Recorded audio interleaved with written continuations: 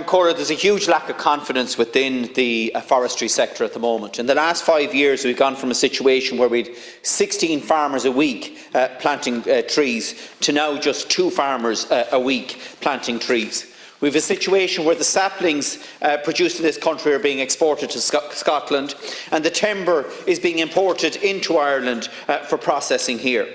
And one stark example of the current crisis is the ongoing delay in processing forestry licence, which is neither fair on the applicant nor the people who are genuinely affected by an application to plant or to fell trees. And this is sending out a message to farmers looking to plant to steer clear of the forestry sector. The target that is being set for this year is that 28 more licences would be issued each week when compared to 2020.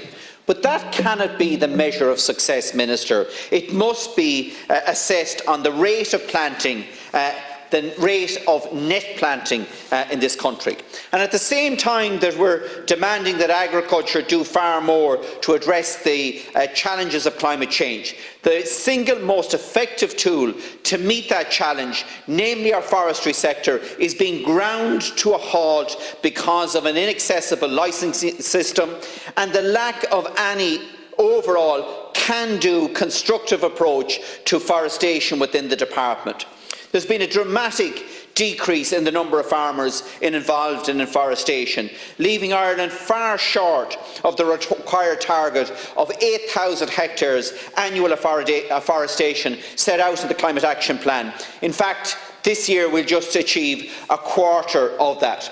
We need to have a radical overhaul of the system, clear the bottlenecks out of the system, have maximum timelines in relation to the processing of each and every licence. But we need to go much further than that, Minister.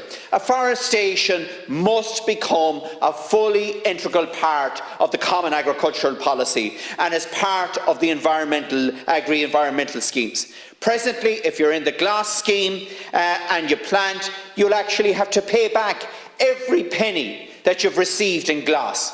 That is not the approach that needs to be taken in relation to an environmental scheme. We need to ensure that our agri-environmental schemes actively encourage the planting of forestry.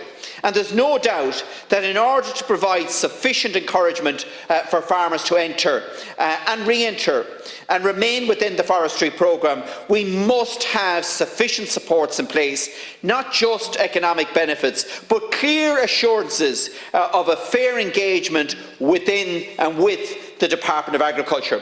Finally, Minister, I want to bring up a proposal that has been brought to me by students in Galway, in Coláiste Enda in Galway, who are looking for the Children's Forest, ForestrySector initiative. And the idea is that there would be a tree planted for every single school child on the island of Ireland, a native tree planted for each and every one of them, and that these trees would be planted in a single site in this country and have a national park dedicated to our children.